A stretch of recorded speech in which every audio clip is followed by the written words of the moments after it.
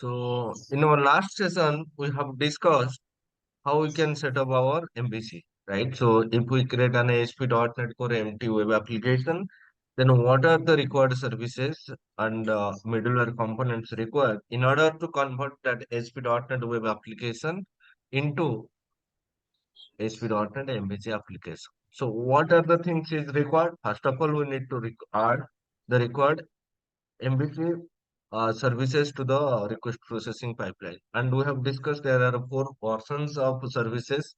Add MVC along with add MVC, other method are also available. Like what are other methods? So if you go to this definition, then you will see that add MVC is there, add controllers is there, add controller with views is there, add razor pages is there, right? So like this, there are many overloaded versions. And we have discussed what are the role and responsibility of each overloaded version when we need to use what method for our application. And we decided that if this add MVC middleware component, it provides all the services which are required for your controller, which are required for MVC, which are required for your Razor Pages applications. Right. So basically, what we conclude? We conclude that add MVC controller with the views we need to use whenever we are going to develop the MVC application. Add controllers middleware, add controller services we need to use whenever we need to develop the web API applications, and add Razor Pages services we need to use whenever we need to use or whenever we want to develop ASP.NET Razor Pages applications. Why we should not use this add MVC? Because if we are developing one controller based applications, right, web API application, if we use this add MVC middleware, add MVC services to our request processing pipeline, then what will happen?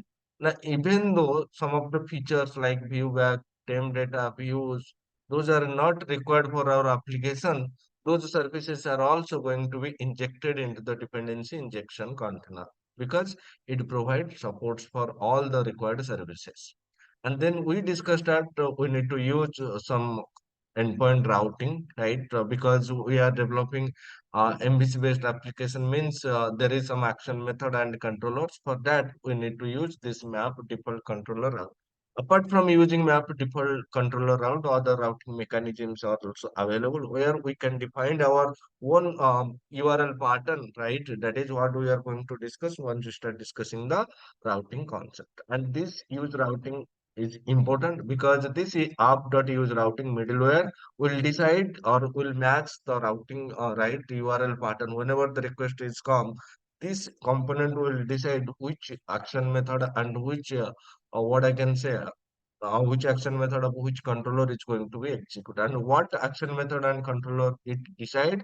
This endpoint routing is going to execute that action method of the particular controller, right? We will discuss this routing concept in detail, right? And we have already discussed if we are using this one, then this app.map get right. It is not required anymore. And this app.run method means if you want to start your application, right, once the server is hosted, or once the server is created, your application is hosted.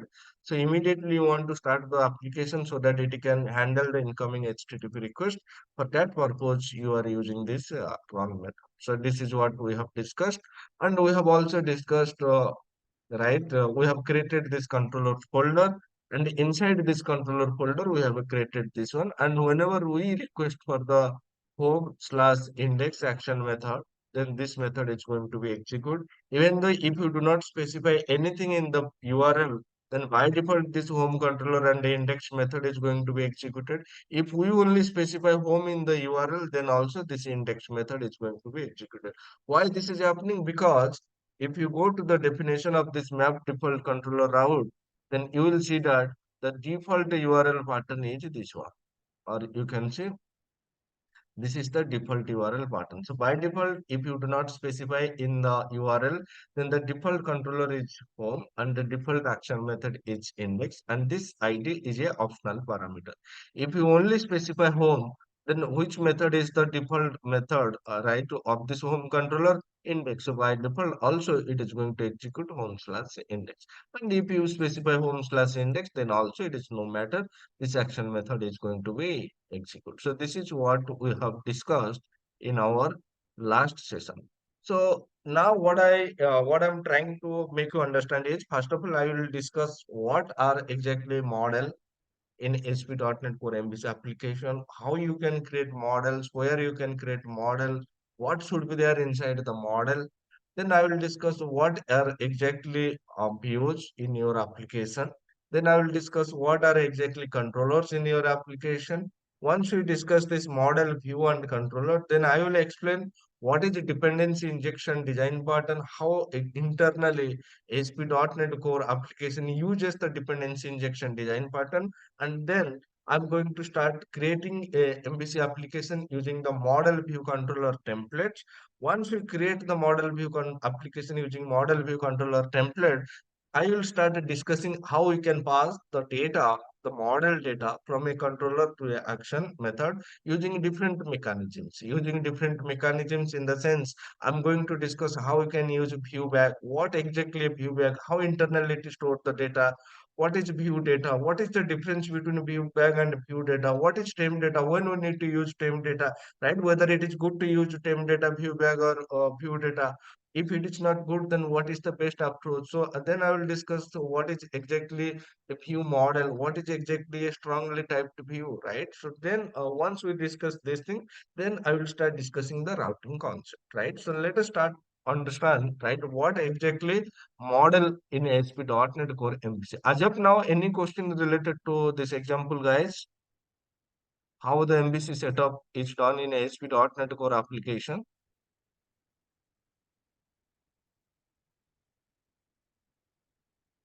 No, sir.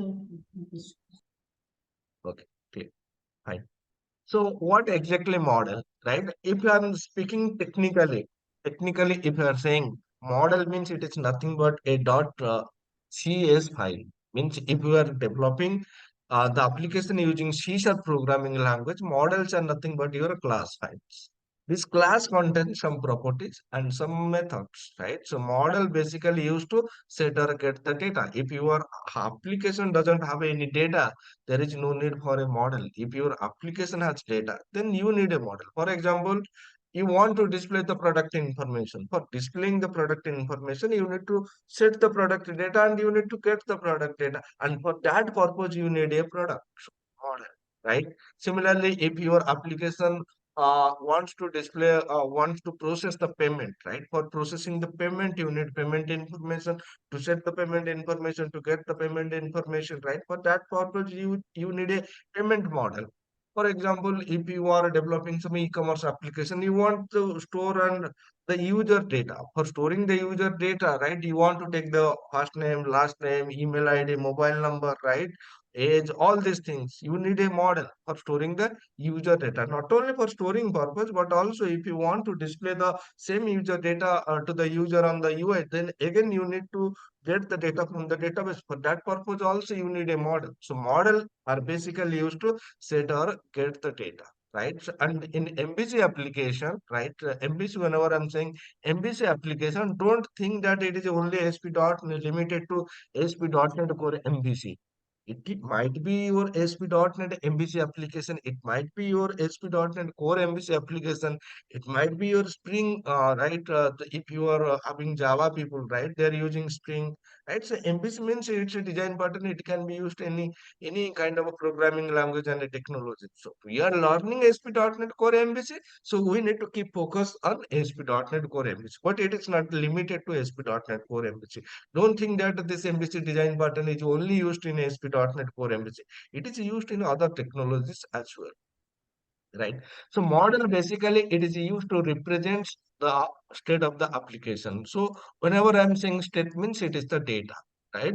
For your application, whatever the business logic, business data you want to represent, right? For representing the business data, you need model, as well as you also need see, only for presenting purpose we are not requiring model, even though that is the main objective, to represent the model, represent the data into the application. But also model is required for processing the data. So whenever I'm saying processing the data, processing the data means whenever I'm getting the data from the UI, then I need to validate the data. I need to operate, validate the data, whether the data what I'm getting from the UI is correct or not.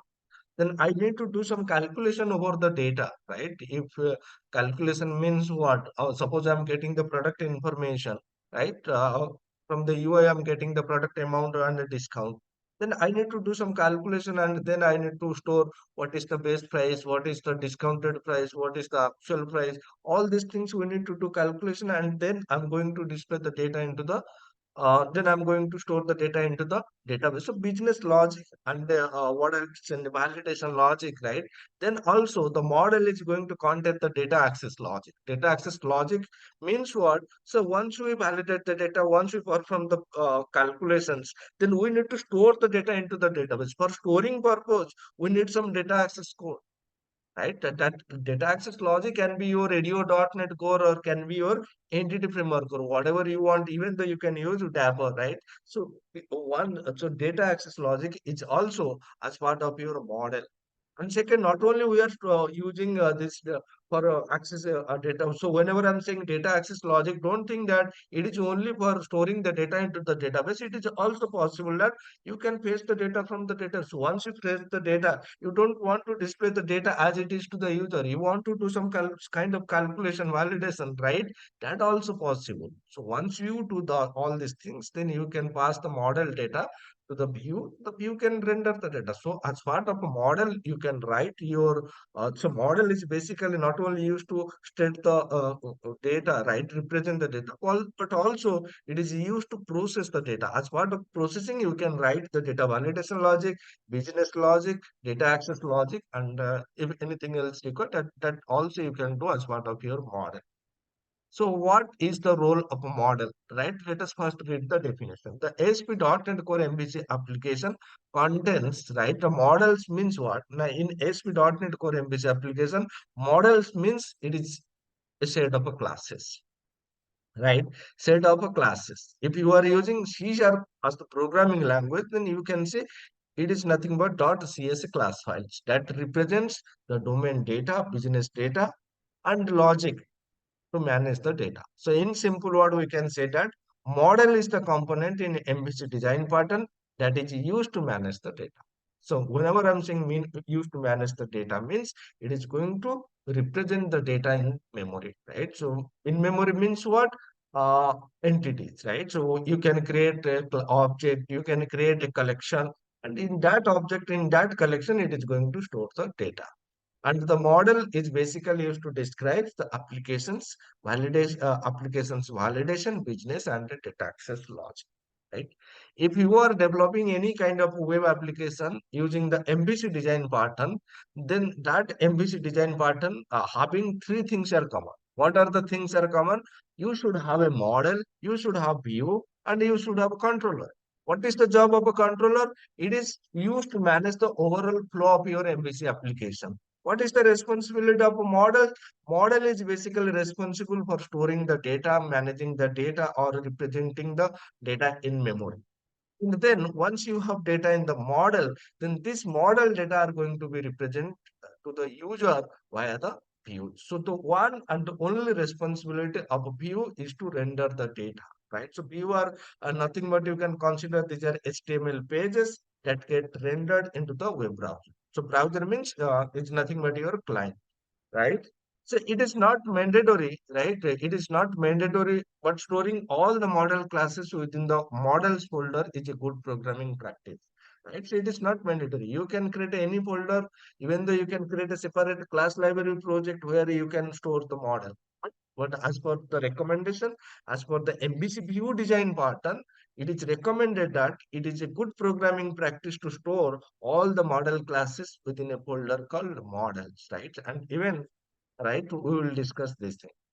Even though it is also possible that you can create a separate class library project where you can store the model and you can refer to that class library project from your MVC application. Now, we will discuss this concept, right? How we can create a class library project, how we can store the model in the class library project, right? And how we can refer that class library project from our application to access the model classes, right?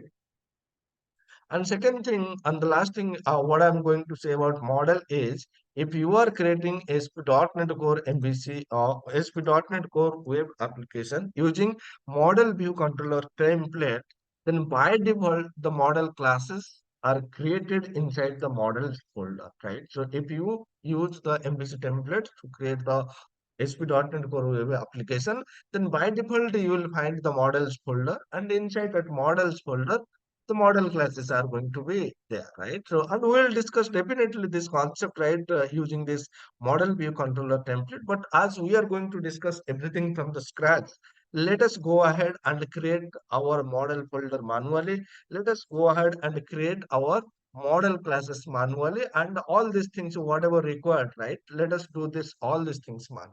So, how to create a folder in your Pura application, right? So what we need to do, right click on your project, then select add a new folder. So once you click on this new folder, it will add a new folder.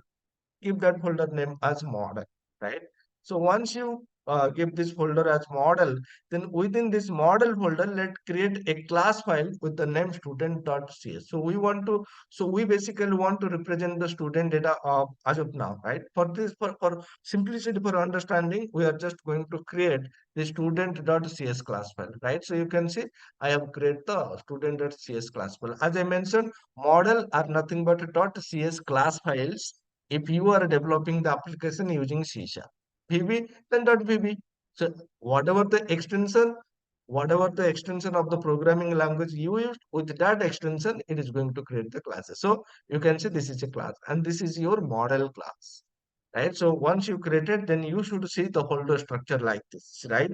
We have already created a home controller within the controllers folder, and we have created the student.cs model within the models folder. So once you create this, let us copy this code, copy paste this code, right? So what I'm doing, I'm just creating this class student, right?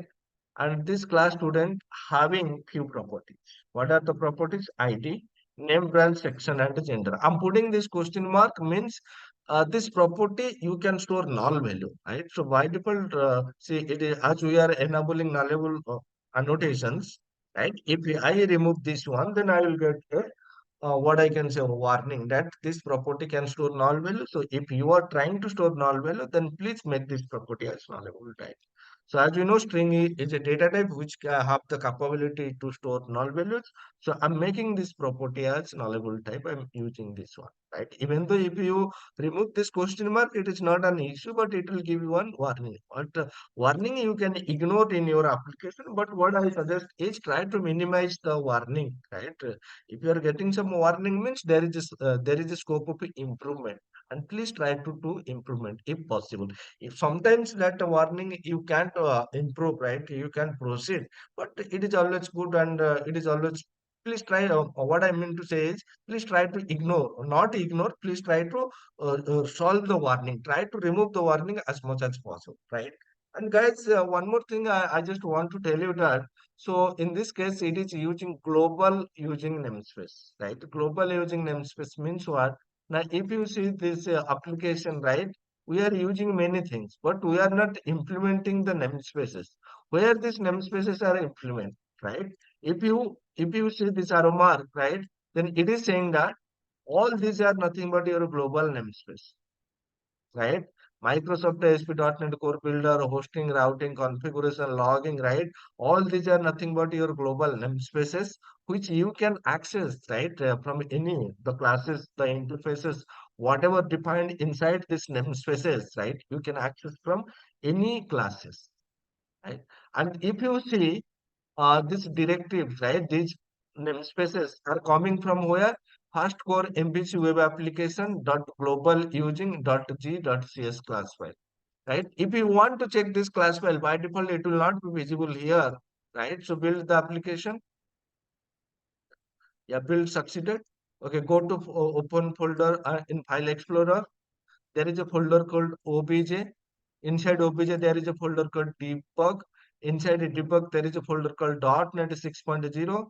And if you go to this .NET 6.0, somewhere you will find this class file, fast core MVC web application dot global using .cs class file. Now, if you open this file, right, using Notepad, using Visual Studio, right, anything is fine, then you will see these are the global using namespaces. Any user-defined namespace you want to access from all every class file, you just need to put that namespace here. Clear, guys? Yes. Right. So basically, it is the global namespace statements, right? Whatever namespace you want to use globally, that you want to use. What is the syntax? You have to follow this global using a global colon.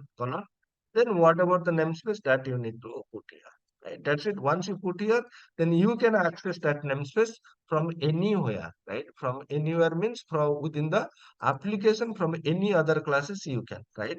And one more thing you can see here, there is a assembly info.class file, right? Previously, you can see within the properties folder, the assembly info is there, but now it is also part of this file, right? Assembly info means what is the version number, right? What is the title? All these things are provided here. Right. So what is the version, assembly version number, right? If you are having some experience into ILDSM or ILSM tool, then you might know, right? What is the metadata? Metadata as well as the assembly info. All these informations are going to be displayed. And you can see what is the version number. Even though if you want, then you can also change this version number. We will discuss this separately. What is ILSM, ILDSM tool and all these things, right? For now, we just need to keep focus on the student, and you just need to remember that we are not using the namespaces. Doesn't mean it is not using the namespaces. It is using the namespaces. It is globally, right? Whatever namespaces you specify within these directives that are available to our applications globally, right? We do not need to import such namespaces in each and One every question. class. Yes, Sir, if I add one namespace in that file yes. globally, so if I clean the build or rebuild, that file will be erased, right? Means it will be as old only it will take, or No, no, it will be there, right? If you build or not build, that doesn't matter, right? I just build to make sure that there is no error in my application, right? Even though, for example, if you take this namespaces, right, okay. and if you go to that file, what is that file? This one, right? Open this one, right? So this is not an issue, right? It is not related to build. I build the application to make sure there are no more error, right? So that's it. Nothing to do. That's it. So if you build or clean the solution, this is not going to be affected. Because if you see, we have opened the OBJ folder, not the bin debug folder. Bin debug is basically used when you are building or cleaning the application, right? If you are clean the application, the DLL or AX is going to be deleted. If you build the application, they are going to be generated, right? So basically, this bin debug is used to generate the assembly. I am using this OBJ folder, so this is not related to that bin debug, right? Yes. Okay. So if we use a lot of namespaces, will it increase the size of the program? No, sorry. If I use a lot of namespaces in my program, so will it increase the size of the overall program? Why you should say if you are not using anything, then why you should import that?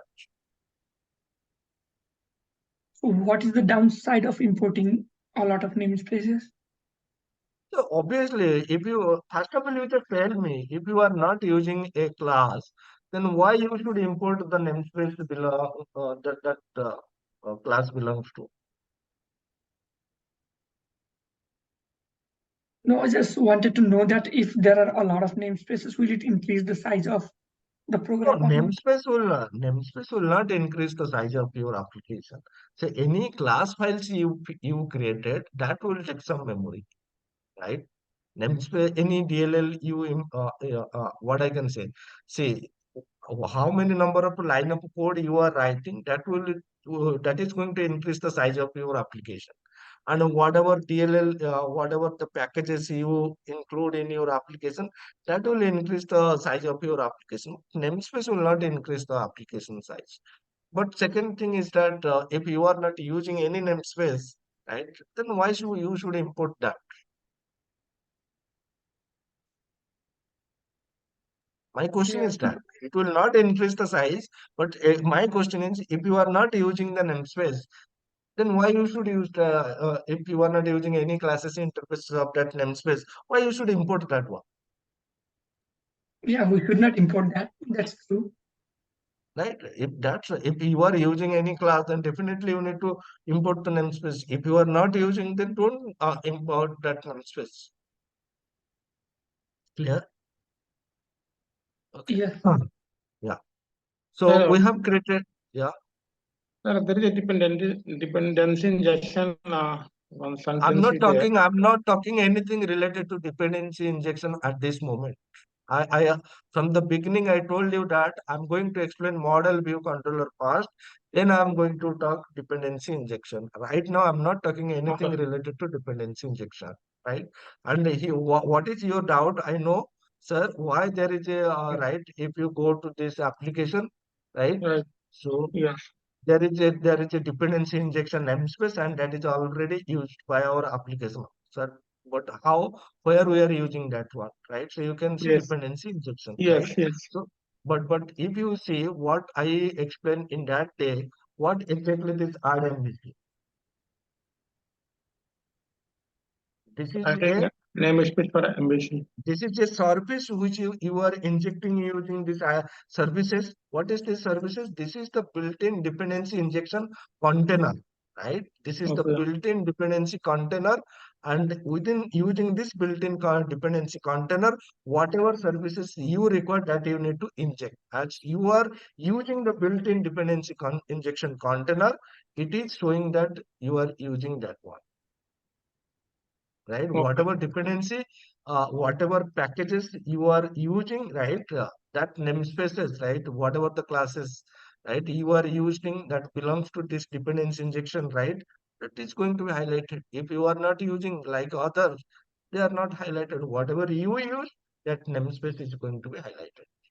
Okay. Right?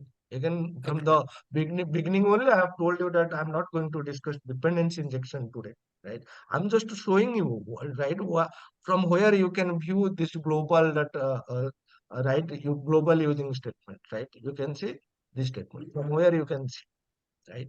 Hello, sir. Yes, Sir, yes. so one question.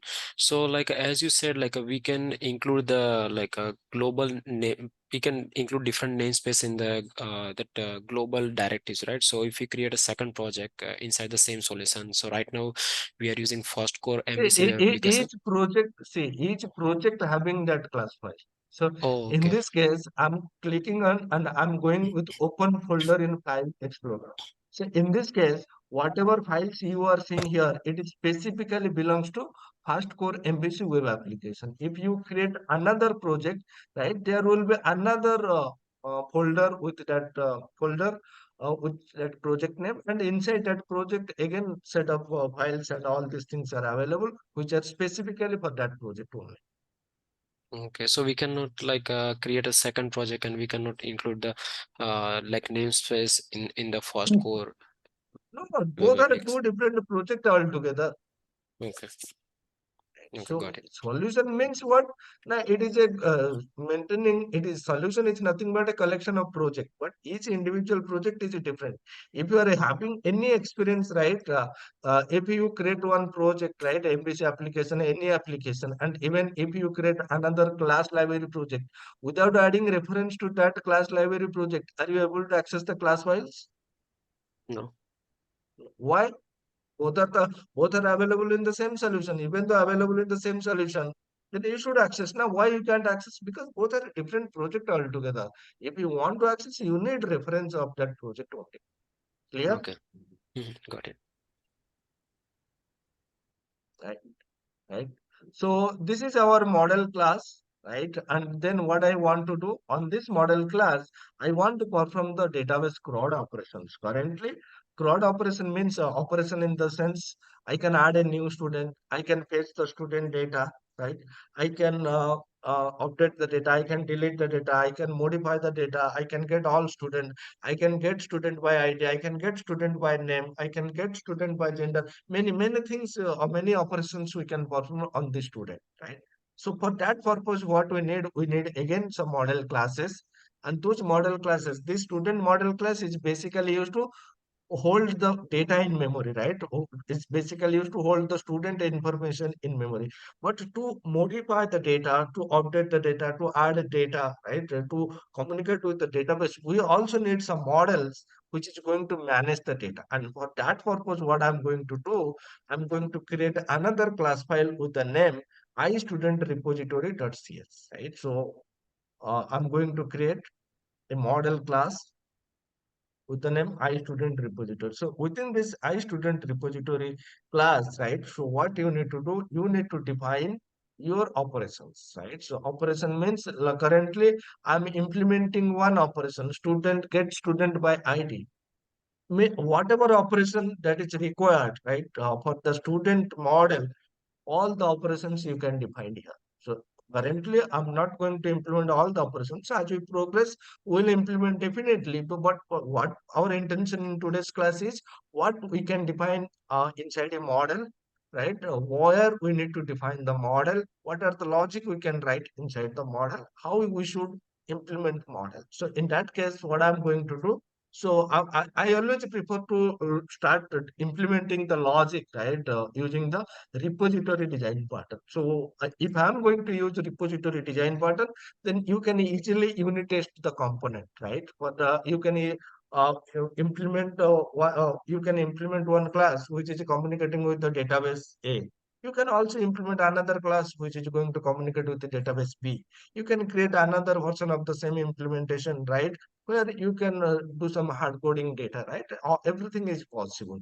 And for that purpose, what I'm doing, I'm creating one interface, and this interface having one method. Any other method you want, get by name, get all student, add, insert, update, delete, anything. Whatever operation you want, you can create one method inside this interface, right?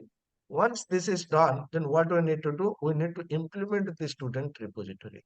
And for that purpose, I'm creating one class file with the name student repository.cs, right? So this is non-generic repository. There is also called a generic repository design pattern. See, altogether that repository design pattern we'll discuss in detail in our coming session. But now I'm just showing you how you can implement this one, right? So now whatever I'm going to do, I'm creating one list of students, right? And guys, see, in this case, this list class belongs to which namespace? Collection. System dot collections dot generics, right? Generic. There are Generic collection. system dot collection is a different namespace. System dot collections dot generic is a different namespace. But even though I'm using this list of student, this list class, am I implementing that namespace using system dot collections dot generics? No. No. Then from where this namespace is coming? Global That directives. global Global directory, directory. right? So Global directory. right. So now what I'm doing, I'm saying in real-time application, you will get the student data from the database, right? But as of now, we have not discussed what is Entity Framework or what is ADO.NET, right? So for the simplicity, what I'm doing, I'm creating the data source in memory. So this is my data source, which is going to contain a list of students. And this is the implementation of this get student by ID method. So what this ID method is going to do simply, it is taking the student ID and return the data from the data source. And this is my data source. And I'm using the first default method.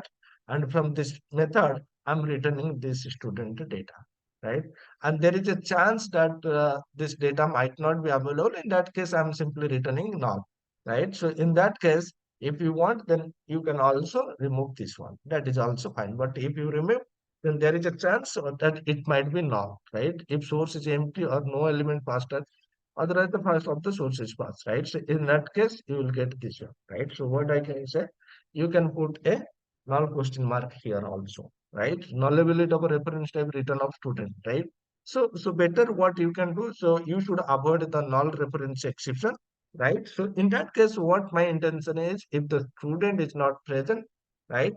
I simply want to return null. That's it, right? So once you have done this, right, then what you need to do, we need to call this method to fetch the student data. So our model is ready, right? If you see for that model, we have done, we have created the student entity, right? The student entity is, it is not going to hold the model data.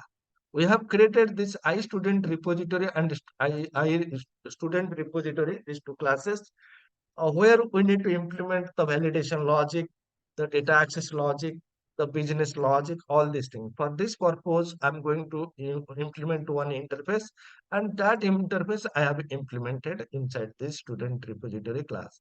And currently, I'm having only one method, which is taking the student ID. And whatever the student ID, let me remove this, right? So as I always told you, always try to remove the what I can say, warning if possible, right? I can create a new object like this and it is going to remove that warning, right? So this student gets student by ID method. It is going to return the student ID whose ID we passed as a input parameter.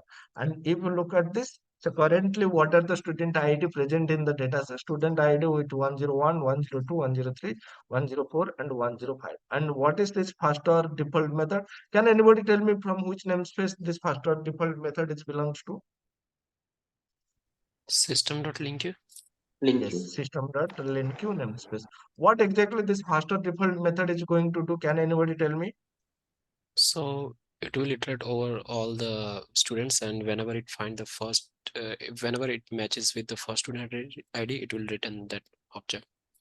Right. So it will search the collection from the beginning, right? And whenever it find a student with that particular student ID, it will return that student. If not found, then it is going to return the default value based on the data type, right? And in this case, as you can see, the data type is a list of students. So student, so what is the default value of student? Student default value is null, right? Because it's a reference type. So in that case, it is going to return me null. So if it is returning me null, then there might be some chance that we might be get if we are accessing some of the properties, right, or some of the calling some of the accessing some of the properties, then it might be possible that we will get runtime exception.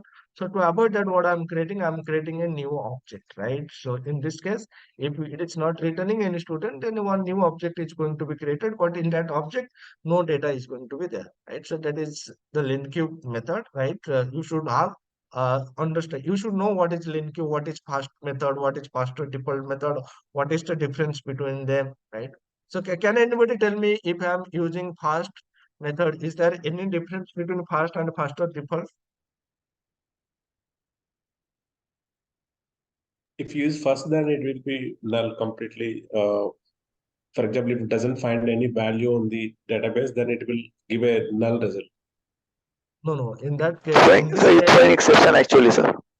exactly. If If I am going, yes, exactly, yes. If I am using fast, then there is a chance of getting uh, a runtime exception. If the whatever the student ID you are passing, if with that student ID no matching elements is found within this data source, then it will throw runtime exception. And if you are using faster default, it will not throw runtime exception. Rather than it will return the default value based on the data type. So here student means the default value is going to be null, right? So this is what our model is looks like.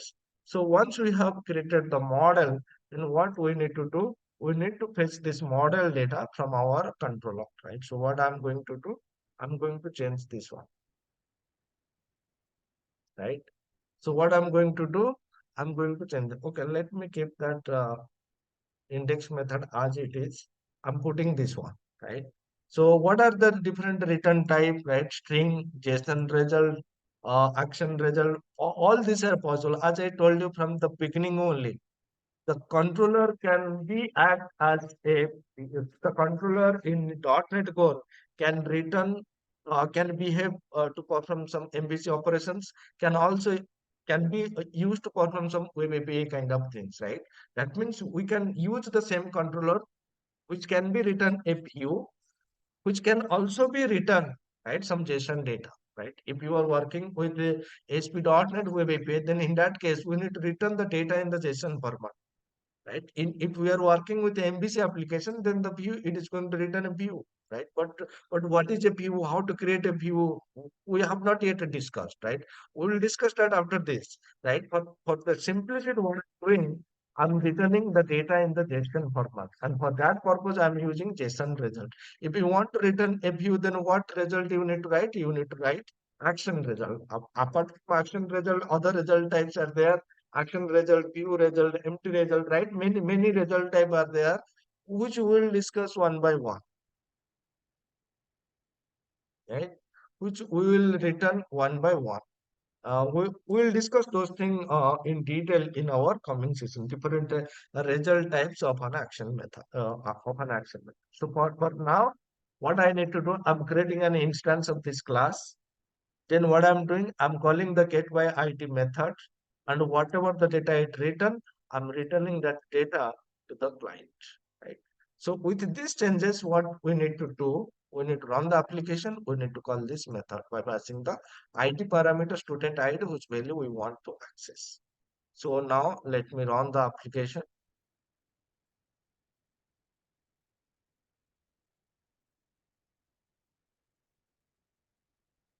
And by default, this is the index action method is executed, but we want to execute to home.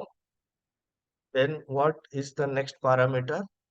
Controller action method name, and that action method name is nothing but your this get student's ID, and I'm passing 101, right? We are getting the data. We are getting the data as it is. I'm passing 105. We are getting the data as it is. I'm passing 107. Is there any student whose ID 107 is there? No, there's no student. See, in that case, you can see everything is the default value, right? Instead of returning this, I don't want to return any data. Then what you need to do? You just go to your student repository and just remove this statement, right? Just remove this statement. So with these changes, run the application, right? And again, go to that home details 101. You are getting the data. Now you are type this 107. Right, you are getting null. So if your requirement that you should return null, then you can return null like this. Instead of returning null, I want to return an object but without data. That is also possible. How? You need to create an empty object and you need to return that. And here this 107 is mapped with what? It's mapped to your ID parameter of a home controller, right? ID parameter of a home controller. Now what I'm trying to do, I'm making this as a student ID. I'm making this as a student ID, right? Once I make this a student ID, run the application, right? And what I'm doing, I'm making this one, I'm passing 101. See, I'm getting null. Why I'm getting null? Can anybody tell me? If I'm passing ID, it is working as expected. But if I'm if I'm making this as student ID instead of ID, I'm making the parameter name as student ID, it is not working. Why is this? Can anybody tell me? So the default parameter is ID actually. In Yes, yes, yes, yes. in default control route. Yeah, if you go to this map default controller route, right? If you go to the definition, then you will see that what is the parameter, route parameter. So route parameter means that will become as part of your URL pattern. So controller action and this ID. If this ID is it's not case sensitive, right? You can give any name. So if your parameter name is ID, right, then that value it will get from the URL, right? Whatever the value you are passing, that will become and sit if your parameter name is ID. But apart from ID, if you put anything else, then this is not your URI parameter. Then how you can pass that value, right? For that purpose, what you need to do, you need to use query string, right? Query string means what? You need to put a question mark, then give the parameter name equals to whatever value you want to pass. Now, pass the hit enter, and you will get the data as expected. Clear, guys? What is the difference between this ID param creating the method parameter as ID and student ID? If you are Yes. making ID, then you can pass the data as part of your URI pattern, right? And if you are making student ID, then if you directly pass the value, right, then it will not capture, because it will only capture whenever the parameter name is ID.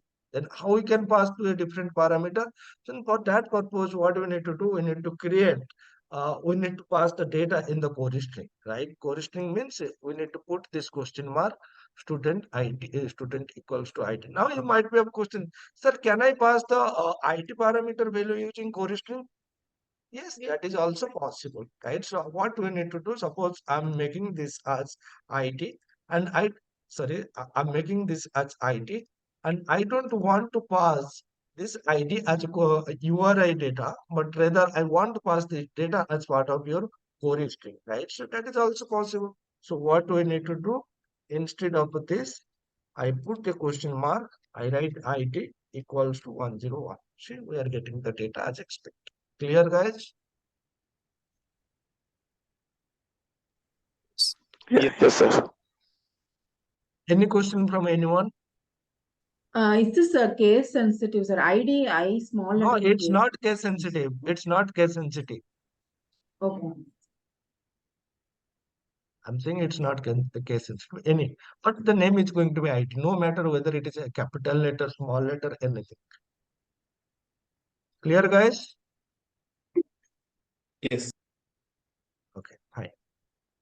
Right. So you will get the data as it is. So this is how you need to create your model in your ASP.NET Core MVC application, right? And guys, in this code, do you think that creating an instance of your implementer class inside this controller action method is a good programming practice? Do you think that it is a good programming practice to create an instance of a student repository? So currently you are having the student repository, right? Now you want to rename this repository to mock student repository. Then is that, if you rename this, then again you need to rename this class here also, no or not? If you are renaming here, means there is a tightly coupled between your action method and your model classes, right? So you should avoid this thing. How we can avoid this thing? By using a dependency injection design pattern. That's what we will discuss most probably tomorrow. Clear, guys? Yes. Right. So that's fine. This model is not that important, but what is important is controllers. Right. So now let us understand what exactly controller, how you can create a controller, how the controller instance is created, right? How the controller invoke, all these things. Let us try to understand. So what is a controller, guys? We have already discussed what is controller in our introduction to MVC class. Can anybody tell me what is a controller?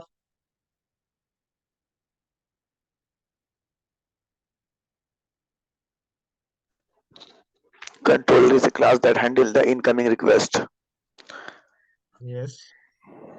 How it is going to handle the incoming request? By working with the model component as well as by selecting a view to render, right? Yes. Right. So basically, controller in your MVC application, you can say it is the heart of your application, MVC application. They actually handle the incoming HTTP request by performing some operation through models, selecting a view to render to the browser. If I'm speaking technically, like model, controller is also some .cs class file. Right? Controller is also a .cs class file if the programming language is C sharp, and we are talking about C sharp language, we are using C sharp language. So we need to consider that controllers are nothing but classes, special classes, and they are going to be created inside a special folder called controllers, right? So any controller you want to create, you have to create that class, right, inside your controllers folder. Right. If you create an MVC application, ASP.NET Core application using model view controller project template, then by default, all the controllers are going to be created inside the controllers folder. Means that controllers folder is provided by the MVC framework. One default controller is going to be provided by the MVC framework, right? And that controller class, what we created, that should and must be inherited from the controller base class, right? We will discuss what exactly the controller class, what exactly the controller base class, all these things we will discuss, right? So controller in MVC design pattern are the components, right? Basically, they use to handle the user interaction. Means what? Now, whenever the user send a request, that request is actually going to be handled by the controller only. The controller then decide which action method to execute. Once the action method decided that whatever the data is required, then he will communicate with the model, get the data from the database, process the data, whatever is required that is going to be done. Once it gets the data from the model, then it will select a view, right? It will select a view to render the model data to the user. So we can say, right? So we can say as the main method is the entry point of our ASP.NET Core application, right? Similarly, controller is the component which you can also consider the entry point of your MVC application, right? As you know, in MVC application, we are having three components: model, view, and controller. Then which component is the entry point, right? If you want to enter into your MVC application, then the controller is the component which is the entry point to your MVC application. The controller will decide which models component to be used in that particular request to handle the request. The controller will decide which view I need to render for that particular given request, right? As it is managing everything, as it is controlling the application, right? It is as it is controlling, right, which model to execute, which view to execute. So its name is given as controller, right? The controller is basically going to group a logical, or you can say it is going to logically group similar type of actions, right? For example, if you are creating some actions related to student, creating a student, updating the student, deleting the student, getting a student information by ID, fetching all the student information, right? You want to do some other kind of operations on the students, then what you need to do, you need to create a controller, right, with the name student controller or any name, where you should provide only operations related to student. Similarly, if we want to provide some product information, get the product, update the product, add the product, remove the product, then in that case, you need to define one controller, right? Where you need to put all the product related operations. Similarly, you want to create you want to provide some functionality for creating the user, right? Adding the user, removing the user, remember me functionality, log out, login functionality, right? All these things are related to account, right, of an user. Then in that case, you need to create one controller with the name account controller. A name is anything you can give in, but it should be related to the operations what you are going to perform, right? In that case, all the account related operations should be put inside that control. Now you might be have one question. Sir, it's not it possible that I can define only one controller where I can put a student-related operation, product-related operation, where I can put a user-related operation. All the operation can I put inside a single controller? Yes, it is also possible. But you should not do it. Why you should not do it? There is some logic. What logic, right? Suppose you want to define a set of rules and you want to apply that set of rules on a group of, right? For you want to define rule 1 and you want to apply that rule 1 on the student controller, student related operations only.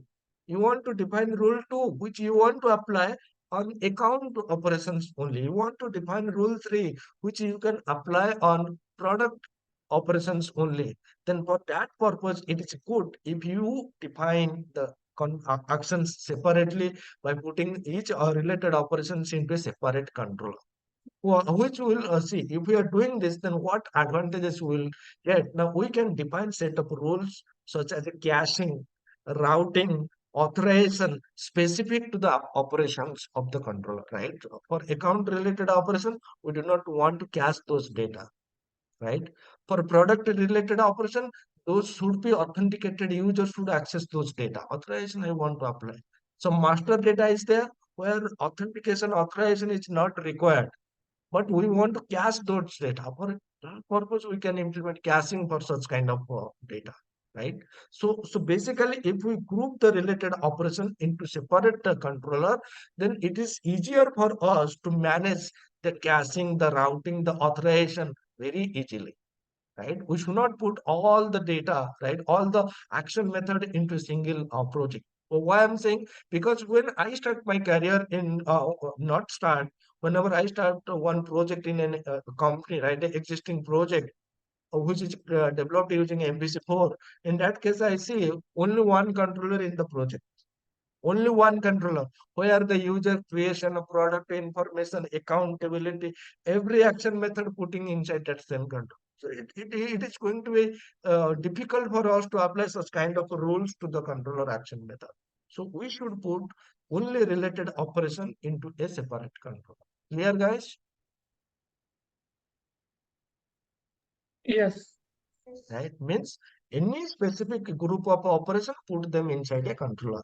Don't put unrelated operation into that control. Again, if you are doing this, then what is the biggest advantages? You are following the solid design principle. What is in solid? Is transfer single responsibility principle. What exactly it means? It means inside a class, you only need to define the operations which are related to that class. You should not define unrelated operations into a class, right? Which will not only burden the class, but for every single change you need to test the whole class. So that is what the biggest advantage is, right? So whenever the client makes the request, first the request goes through the request processing pipeline. So any middleware you configure, right? Middleware component you configure, those are going to be executed, right? Executed in the sense, if you look at our application, currently we have not configured any middleware component, but if you have having some encryption, decryption middleware component, you are having some HMAC middleware component, you are having some authentication authorizations, any kind of middleware component, they are first going to be executed, right? Once the middleware component executed, then this huge routing is also, it is a middleware component. This middleware component is going to be executed. And once this huge routing and this API user endpoints routing middleware components are executed, then they decide that I want to invoke, right, that particular home controller get student details via ID method, right? Once that, once they have decided which controller and which action method to execute, then that particular controller action method will get the request. Once the control, how they are executing, how they are deciding, right, how they are creating the controller instance and executing the method, we'll discuss that. But once the controller receives the request, then if required, they will work with the model. But I'm saying again, if required, doesn't matter. Don't think that always when the request received, it is always going to execute the model component. If for a view model is not required, then why he should go and execute the model component? In that case, he can directly render a view. So the point that you need to remember, the controller will decide whether I need to execute any model or not. And once the controller execute the model, if required, then he will hand over the model data to the view. And if controller passing some data to the view for rendering purpose, whatever model data the controller pass to the view will use that particular model to display the data. And once the data is, once the controller selects the view to render, then this view is nothing but it is a combination of HTML plus C# code. And this view component is going to render the data in the form of HTML. And this HTML is then given back to the client. So what is the role? A controller is a group, is used to group actions, right? We have discussed. For each related actions, you need to create a controller. The controller is responsible for handling the incoming HTTP request, right? Once all the middleware components are executed, then the routing engine will decide which controller action method to be used to handle this incoming HTTP request. So the controller is responsible for handling the incoming HTTP request. The mapping of the HTTP request to the controller action method is done using the routing, right? So if you we have written these two pieces of component, and these two are nothing but your routing engine, and they will decide which controller and which action method to be used to handle this particular request. And many important features such as a caching, routing, security can be applied to the controller, right? if you require, which we will discuss, right? How we can implement caching, how we can implement what I can say, some URL, SEO-friendly URL using attribute routing, right? How we can implement authentication, authorization, right? First of all, the user should be authenticated. We can decide whether the action method to be invoked anonymously or to some authenticated user. If I'm accessing, the authenticated user, then what role should the user has, right? All these things are possible, which we will discuss as we progress in this course, right? Now, how to add the controller, right? We have already discussed how to add the controller, right? Let me show you how to add a different controller, student controller, right? So first of all, if you want to add a controller, you should have the controllers folder. You should have the controllers folder. So if not, then right click on your project, add, and then you will find a new folder. Inside this folder, add the controller. Now what I'm going to do, I'm going to add a new controller, right?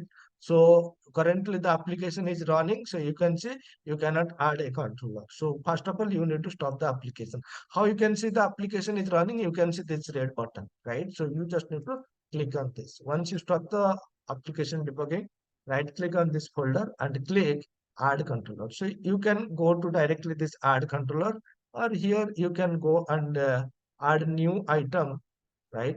And here you can search for controller, right? MVC controller empty, MVC controller read write, API controller, right? These two options it is here showing. But what I want to do, I want to create a controller. And I here if I'm selecting controller, right, and you can see apart from these two, third options is also visible. What is MVC controller empty? What is MVC controller with read write option? And what is MVC controller with views using entity framework? See, if I'm going to select this MVC controller empty option, then in that case, it is going to create only one action method with the name index. Nothing else is there. If I'm selecting the second option, MVC controller with read write actions, then in that case, it is going to create a controller with the basic operations. Basic action method means index action method is there. Details action method is index means where it will display all the details. Details means for if you are talking about student, all the student details, for that purpose it is going to create one action method. For a particular student details, for that purpose it is going to create another action method. Then it will create a two action method each for create, update and delete. So for creating a student, one get and one post. For updating the student, one get version, another post version, and for deleting the student, another get and another post method is going to be there. But only the method creation, right? But there should not be any view logic, any entity framework logic, no business logic, no view. Only the method signature is there. And if you create this MVC controller with view using entity framework, then in that case, your application should have used the entity framework. And whenever we are using an entity framework, right? If anybody have worked with the entity framework so far, then they might be know there are something called entities or model classes, and another context class is also there. So when I'm creating this third option, then in that case, I need to specify this view is specifically for which entity, and this view is for which entity class. So these two things I need to specify, and accordingly what he will do, he will generate the necessary code, right? Necessary code means not only the logic, right, but also the corresponding view to perform the all these operations. So in that case, you will see the details view is there, the index view is there, the create, update, delete, all these views are there. The related logic is there to perform the database CRUD operation. And in that case, to perform the database CRUD operation, whatever the logic is required, writing the logic, everything is going to be created by this third options, right? We will discuss all these three options one by one, but now I'm going with this MVC controller with empty options, right? Clear, guys? What all these three options are? Yes. Yes. Okay. So what is that scaffolded item? Sorry? What do you mean by that scaffolded item? Scaffolded icon means, as I mentioned it, say, in that case, scaffolded means it will going to generate the code for us. Whenever I'm saying scaffolding means behind the scene, the code is going to be generated for us. Without using this scaffold, you can also directly right click and add a CS file. You can also do that. And in fact, if you see in our previous session, right, in that case, I'm using that only now. I can create a controller with .cs class file. Everything I need to do manually. But in this case, if I'm going to use scaffold, means the code is going to be written for us by the framework. Clear? Yes. Right. So in that case, if I'm using this third option, all these things are going to be generated by us. Why? Because we are using that scaffold. Right, an MVC controller with action and razor view to create a read, update, delete, and list entities from network data context. Right. So in that case, I'm using this MVC controller, clicking on the add button, and I'm going with this empty controller. I'm providing the name as student controller. Right. So whenever you are creating controller, the first part you need to provide, and the controller is mandatory in order to make this as a controller. And click on the add button. Right. In this case, you can see this is my student controller, and this action method is going to be generated. And if you want, then you can also right click, add a class file, right, a controller here instead of a controller. You can also add a class file and make this as a controller also, right? So suppose I'm going to generate product controller. Product controller, product controller dot cs, right? Then in that case, I click on this. Then what I need to do, I need to make this class inherit from the controller class. Right? So this is what we need to do. Right? We need to add this one, and then what we need to do, we need to import the namespace, right? So this is how we can also create. But what is the difference here? You can see one action method is there. If I'm using the other two options, then all multiple actions method. Second option, 8 action method. Third option, 8 action method plus 6 views, 5 views, right? All these things are going to be created. And this is possible because we are using scaffold, right? And here it is not providing anything, right? So once you have this controller, right, then what we need to do? This steps is gone, student controller is gone, right? Now we need to understand these things, right? So in this case, I'm using this view method. Earlier I can return some JSON data, right? All these things is possible, right, because of this controller class. If you go to the definition of this class, right, then you will see that this class providing many things, many methods, right? Currently we are using this view method. Apart from this view method, we can use partial view, we can use view component, we can use JSON, right?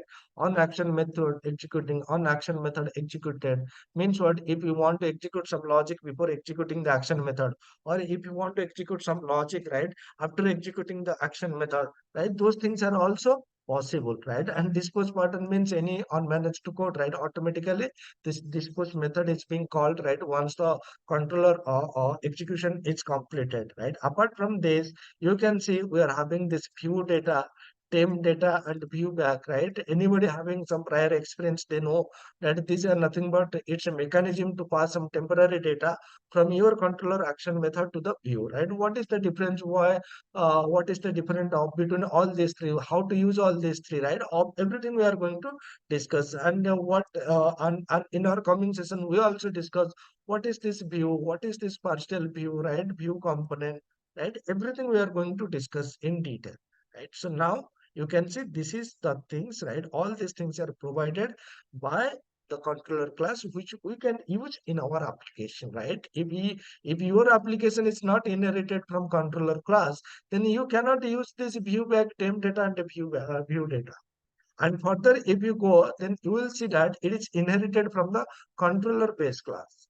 And if if you go and check this controller base class, then you will see that it is having some HTTP request, HTTP response, route data, model state, right?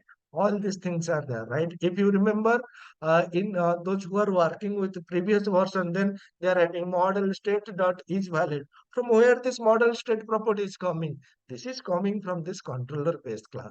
You are able to access the request property, right? Whatever the request, whatever the response, right? Using this request and response properties. And even though this HTTP context is there, right? If you remember from the beginning only, I'm saying all the request data are captured using an object of HTTP context, right? And who provided this HTTP context object?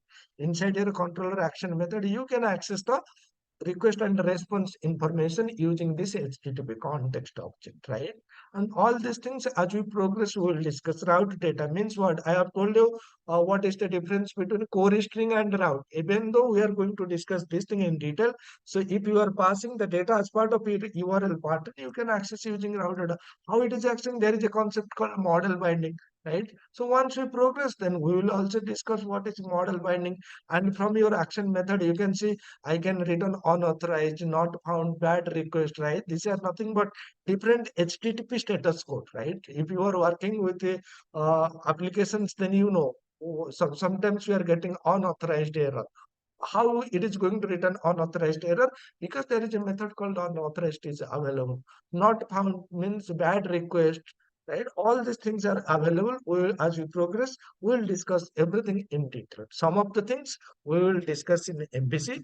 Some of the things we will discuss in our SP.NET Core Web API, because this status code, right, is basically specifically used, right? You need, whenever you work with the SP.NET Core Web API applications, right? Whenever a request comes, then if that request is not right, invalid request, right? Then in that case, you need to return something like this, right? Some of the status code we will use in our MVC application. Some of the status code we are also going to use in Web API application. Why I'm saying? Because the thing is that whether you develop the MVC application or Web API application, they are going to be inherited from the controller base class, right? So based on that, some of the features, right? And you might have one question, sir. You are saying this controller base class, and this controller base class having this view data, temp data, and view back. Then why it is available to MVC application? Why it is not available to Web API application? Yes, even though they are available to both, but to use them, what services you included, that is important. What services? I use add MVC, I can access. I use add controller, right? If I use add controllers, then what will happen? This view back, view data, view, all these services are not included. So even though you use in your application, they are not going to be work. For working purpose, you need to add the services, right? The services will decide what all methods, right, you can use in your application, right? If you use add MVC, all the services you can access. Clear, guys? Yes. Right? So this is the controller base class, right? What are action methods? Right. So action method means what? All the public methods which can handle the incoming HTTP request is termed as the action method, right? For example, this is one action method, right? If I make this as private, right? Private, and here I'm writing here about, then this is not, even though it is returning a action result, you can say this is an action method. Why? Because from the URL, you can access this index action method, but from the URL, you cannot access this about action method. So all the public methods of a controller is termed or is said to be the action method. Why? Because if I make them public, then from outside only, from the URL only, from the browser only, or the client can access only those methods who are public. If you make them private or if you use any other access specifier, then they are not going to be invoked from the browser or from the client. So this is the reason why all the public methods of a controller are nothing but your action method. All public method of a controller class are known as action methods, right? An action method can return several types, right? You can say currently, currently you can say this method is returning I action result. I can return some JSON result also, right? You can use some JSON result, right? And for JSON result, you need to return some JSON data. And inside our, if you see here, I'm using returning some string data. I'm returning some JSON data. I'm returning some action data. What are the different return types? What is the use of them? We'll discuss them separately once we start discussing the return type of action method, right? But for now, you need to remember is we can return multiple type of data from our action method. In this case, even though it is returning string, it is action method. Why? Because it is a public method. Here also it is action method because it is public. Here also it is one action method because it is public, right? So whenever you make the action method, whenever you make the method as public, then it is nothing but one action method, and you can return different types of data from your action method. Clear, guys? Yes. Right? How to call an action method, right? So in order to call an action method, you have to provide the domain name, right? This is the default convention. We can change. Then you have to specify the controller name, and then you have to specify the action method name. And in our local development machine, this domain name, it is going to be your host number with some available port number, right? And then you need to specify student. This is the controller name and the action method name, right? For example, if we run the application, right? If we run the application, then we can access this index action method using this student get all data. So we are not getting the output. Why? Can anybody tell me why we are not getting the output? Because we have not created any view for this application, right? So we have not created any view we have not yet discussed. So what I'm going to do simply now, I'm creating this get all students method which is returning all the students, right? So now I'm running the application.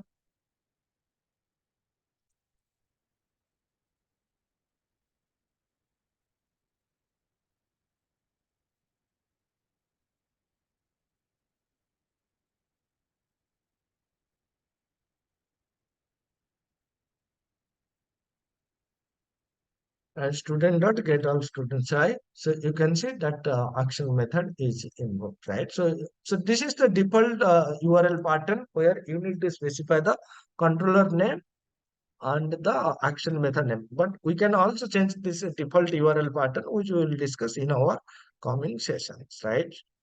So in that case, you can see this student is mapped to your student controller, and this get all students what you specify in the URL. This is mapped to this get all students action method. So how to pass parameter to an action method, right? We can pass the parameter in two ways. One is core string and one is URI data, right? So I'm going to show you both this. Get students by name, and here I'm using get student by ID. Right? So here what I'm doing, I'm making this ID integer ID.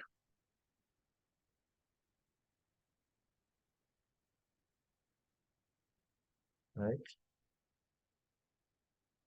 And so you can see what I'm doing. You can see here I'm making one parameter name, and here I'm making one parameter ID. You can access this ID parameter, right? You can supply value to this ID parameter using both, right? Using both means you can suppose your controller name is student, then you can access the student slash get students by ID slash some value, let's say 10. Even though you can also access this using the core string, right?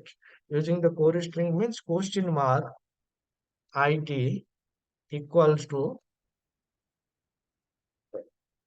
and here how you can access? Here you cannot access using the route data. Here you can only access by using the name parameter, name some ABC, right? So this is how you can access, right? Now let me run the application and show you this thing practically.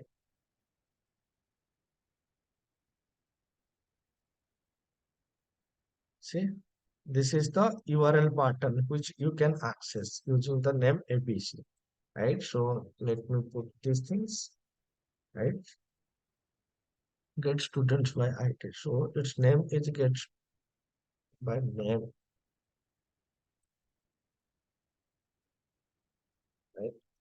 So, see, you can see student gets students by name MVC, whatever name I pass, that is what it is returning here, right? So you can see. Wonder. Yeah. Uh, Let me first complete. Let me first complete this, then I will take your question. Okay. Right? Then get the details by ID. So this method we have invoked where we are passing ABC, and that ABC is mapped to this name parameter. And this method I can access using both core string and URI data. First approach, it is nothing but your URI data, right? Why? Because that 10 I'm passing as the part of URLs, right? You can see that value 10. And this is the second approach where you need to, I'm using the core string. Core string means we need to specify the question mark, and then I need to pass the data in the form of a key value pair, right? Yeah.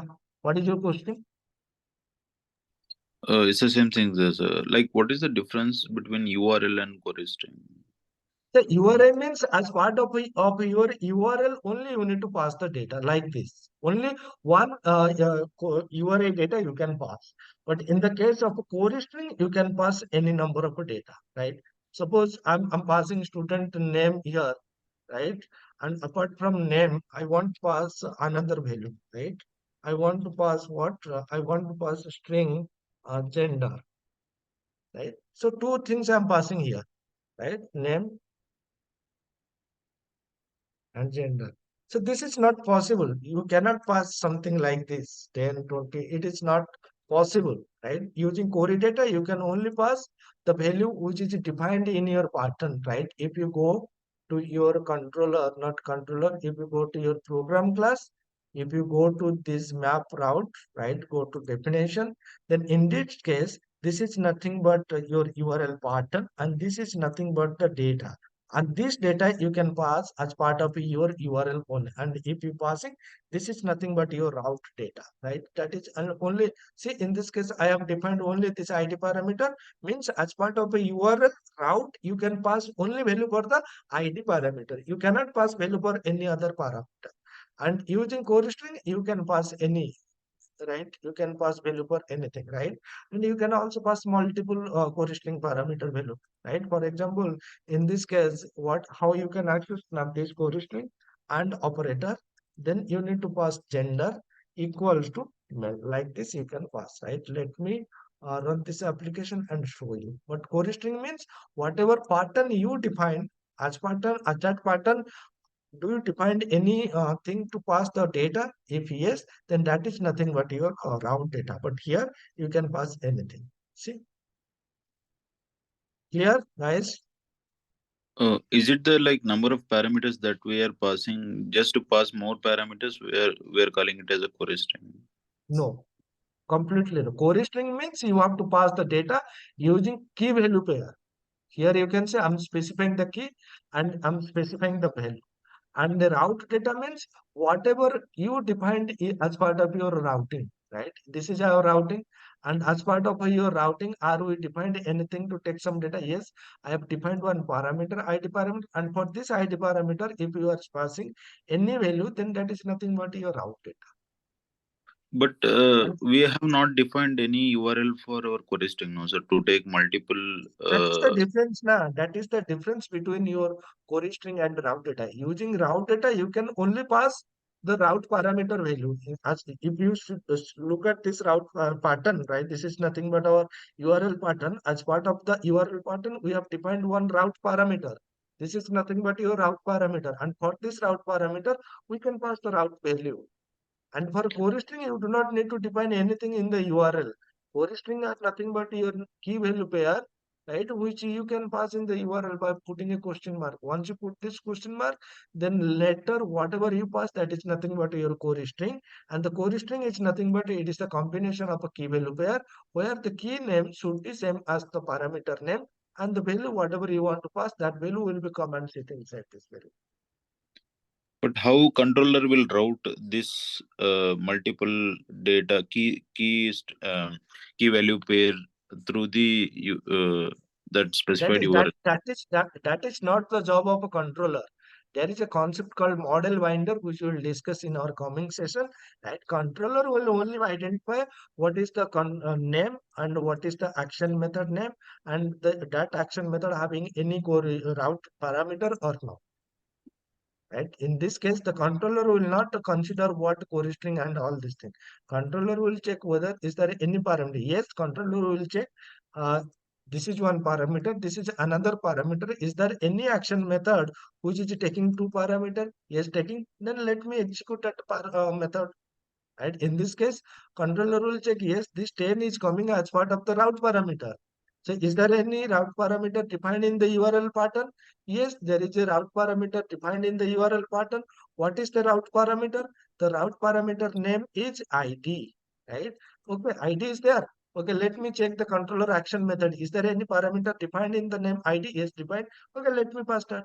Instead of ID, if you do some changes like this, right? Instead of ID, I'm making this SID. So in this case, do you think that the route parameter will map to this parameter? If I'm calling the parameter, if I'm accessing the method like this, do you think that this 10 will come and sit here? No. No. Why it will not sit here? We have created, mentioned the name of ID in the router. Because the core, exactly, because the core parameter name is ID, right? And in that case, but your parameter name is not ID. So if the match is not there, then it will not automate. But in this case, if I'm accessing the method like this, then this value will come and sit here. And again, now you might be asking, then what about that query parameter which we defined inside the controller, right? Right. If you go, then what about this ID parameter? If you look at this, we have put this question mark, means this ID parameter is optional. If you pass, that is fine. If you ignore, then that is also fine. Right. Again, the thing what I'm saying is routing is a completely different story altogether. Right. What is routing? How you can make this parameter as mandatory? How you are making different pattern? Right. All these things we will discuss. Right. But now, you cleared your doubt related to this query string and route data. Yeah, partially clear, sir. You said that you will cover it in binding, No, no. then maybe. No, no, I'm not saying that personal means what. You should have cleared this route data and core string. There is nothing related to that routing mechanism.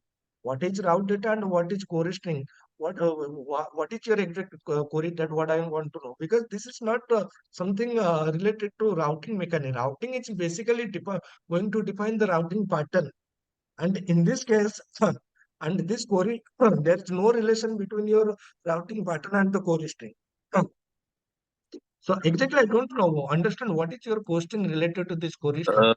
Suppose for URLs, whatever you given get student by ID /10, when you pass that through a URL, that 10 is going to going through the method, and it will find that URL pattern that you defined,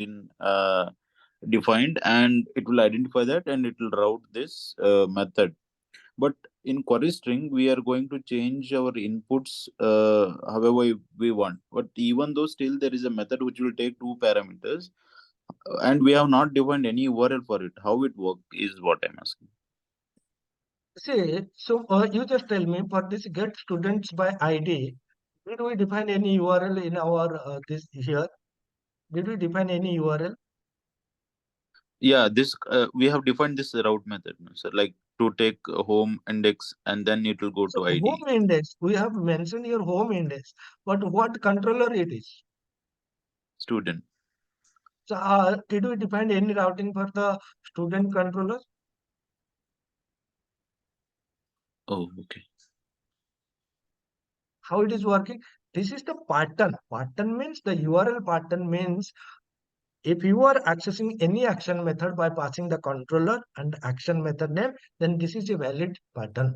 So this is the pattern. And if we do not specify anything, any controller name, action method name, then by default it will take this default value. But if we are passing any value, then that value it will take. And in that case, we are passing student and get what name, whatever name, right? In that case, that controller name, this controller home, this home will be replaced, right? To make you understand what I can say, let me, do you know what I mean by default value Uh, of an action method? forget about the It's action method. If I create a simple C# method, do you know what is the meaning of a default values? Yeah. So what is the meaning of a default values? Suppose for a string, the default value is null if we don't No, pass. I'm not talking about the default values, right? For example, what is the meaning of a default values? Means what? Okay. Okay, let me create a simple console application.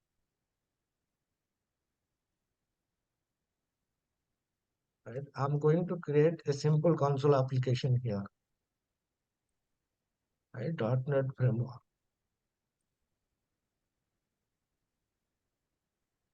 Right? I'm creating a application method here, public void sum method. Right? Public void sum method. I'm declaring here integer x equals to 10, integer y equals to 20. So here, what do you mean by this 10 and 20? The value of the variables that we pass. These are the default value for this Yeah, variable while x calling and that y. method, if we don't pass Right? the parameter, Say it will take 10 exactly. and 20 as a Exactly. default value. Suppose in this case, I can call this method in many different ways, right?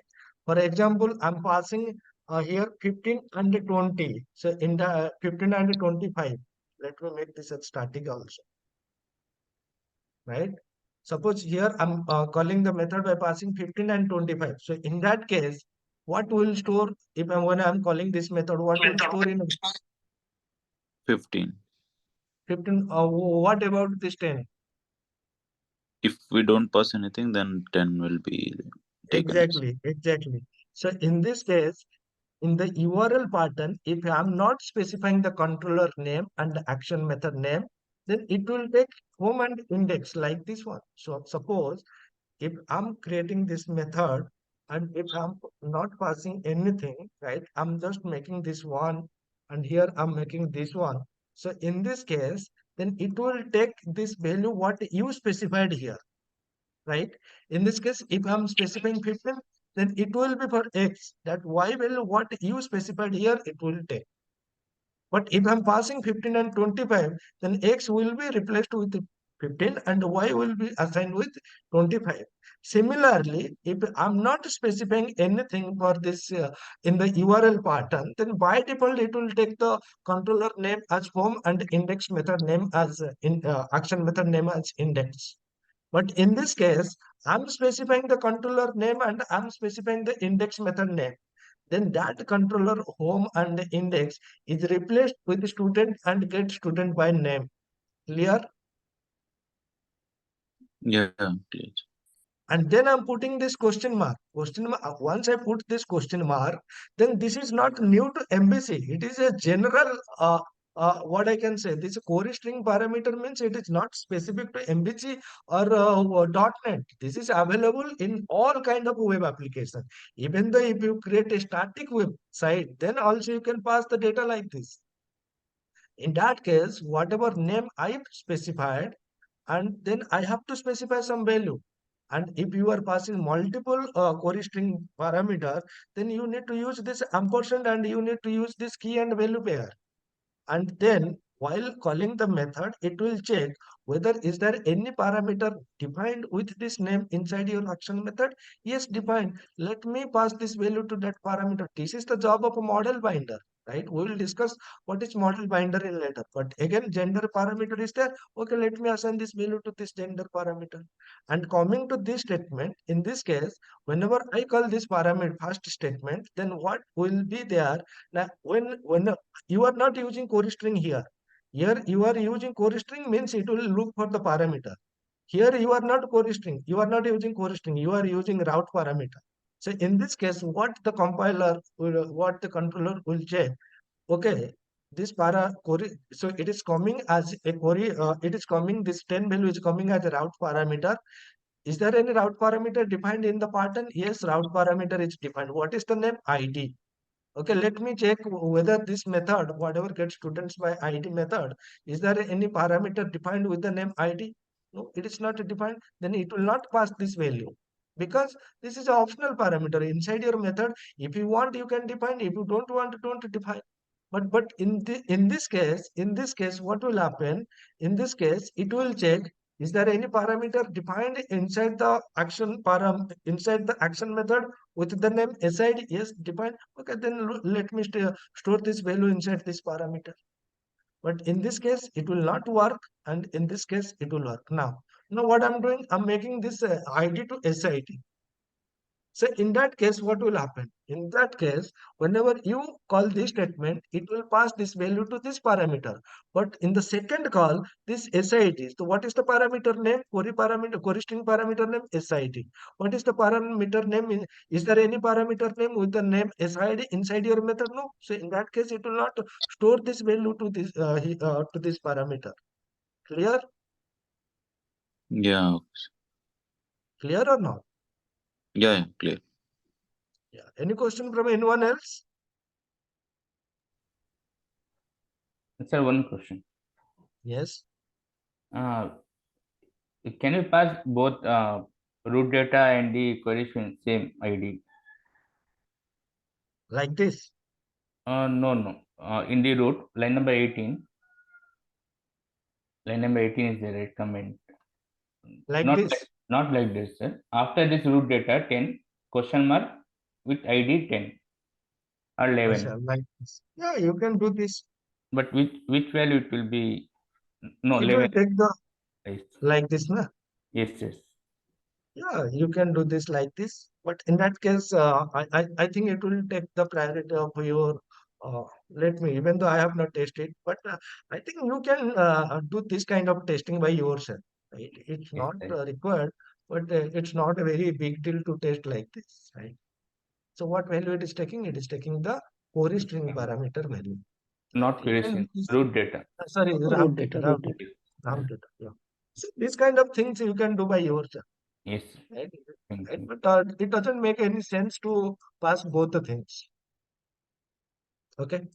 So next, when should we create a controller? Means if someone asks you, whenever we need to define a group of actions or operations for our application, then we need to create a controller.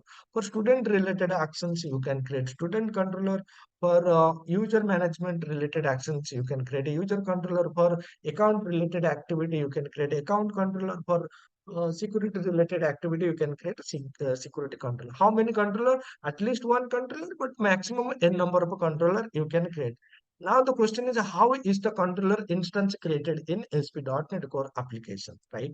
So now if you see, these are action method, right? These are action method, or if you go to this home controller, right? Then these are nothing but your action method, right? Now the question is, these are only method, and this is nothing but it is a class. This is a class, and these are nothing but your non-static methods. Non-static method means what? Now, if I want to invoke any non-static method, right? If I want to make this as a non-static method, then how I can execute this method? To execute this method, I need to create an instance of the program class. Yes or no? Until and unless I'm not creating an instance of program class, I cannot invoke this methods. Yes or no? Until and unless I'm not creating an instance and not invoking that method using that instance, that method is not going to be executed. If I comment these things, right? If I run the application, do you think that this method is going to be executed? Yes or no? Yes. It is going to execute it. No. How it will execute? If I'm not calling that method, how it is going to execute? No, it will not execute. Right? But if I want to execute this non-static method, first of all, what I need to do, I need to create an instance of this class or not. Once you Yes. create an instance, then only you need to invoke that method. Once you invoke that method, then only it is going to be executed. Yes or no? Yes. Right. So similarly, in this case, if this index action method, a private method, or get student details by method, or the student controller, all these methods are executed, means what? Means the instance of this student controller class is being created. Using that instance, this get all students method or whatever method, that method is being invoked. Yes or no? Yeah. But in our application, how we create any code where anywhere did we create any code where we are creating an instance of the student controller or home controller or product controller or invoking the action method? Did we write anything like this inside our application? No. Then how it is executed? But there should be some logic until and unless the instance is not created and until and unless the method is not invoked, this method is not going to be executed now. This is the basic principle of any programming language you can take into considerations. Then how the controller instance is being created, how the using that controller instance, that action method is going to be executed. That is what we need to understand, right? So first of all, you need to understand this is the services, right? If you are developing MVC application, then you can use either add controller with huge services or add MVC huge services. Until and unless you are not registering these two services, what will happen? Your application will not behave like a MVC applications, right? So once you add these two services, then what you need to do? You need to register this routing pattern. So what this routing pattern is going to decide now, whenever the request is come, right? Then this routing pattern will decide what is the controller name, what is the action method name, and accordingly it will route that controller action method to be executed. And this map default controller route is basically going to decide the routing pattern of your application. And in this case, the routing engine having all the different routes that are available for your applications, right? So one route, that student controller the name of the student controller is student, the method name is get all student. Another route is that student gets students by name. Another route is that student gets students by ID, taking the ID parameter, right? And for E also having this home controller is there, home index is there, home privacy is there. So all the routing patterns are already decided by this what I can say this default controller route. And whenever the request comes, then it will check what is the request coming from the URL, right? From the URL, the request is coming for student/home. Okay, let me transfer that request to the student/home controller action method. But before that, the routing engine going to create an instance of the student controller class, and using that instance, it is going to execute that particular action method. If any route parameter or any, what I can say, query string parameter or any request body data is coming, then the model binder is there who is going to bind the data to the corresponding action method parameters, right? So let's see how it is being done in our ASP.NET for MVC application, right? So for this purpose, this routing engine make use of I activator controller instance, right? I controller activator. If you go to the definition of I controller activator, then you will see that in this controller, in this interface, it is having three methods. One is create method, one is release method, and another one is release async method, right?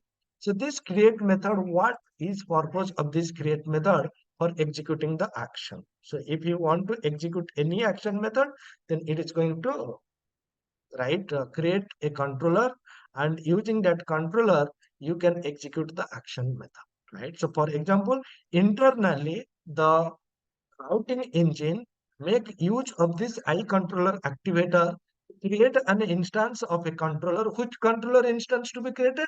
Already get information with the routing engine from the when the request comes from the URL, right? That URL contains that student/index. That means student is the controller name, index is the action method name. Then it will check the routing pattern. Is there any routing pattern defined with the same student name and student controller name and index action method? Yes, it is available. If available, then it is going to create an instance of that student controller. If not available, suppose I'm passing some product slash details, but for our application, there is no controller with the, sorry, product is there. Suppose I'm passing some payment slash get details, but in our application, there is no such controller payment and such action method available. Then in that case, it is not going to create an instance of the controller class. Rather, that routing engine will return that no resource not found or 404, whatever the appropriate status code based on the right request, it will return. But if it will check the routing pattern, if the controller and action method, whatever the URL pattern I'm sending, that pattern is available in our application, then only it will take the controller name from the pattern, and using that controller name, it is going to create an instance of that controller by using this create method. Once the instance is executed, then using this context object, right, it will invoke the action method, right? Because if you see, we have already discussed, right? Once the instance is created, each each action method, right? Action method, what in the sense, can access the HTTP request and response data, and they will get the data from the context object, and this context object having all this information, right?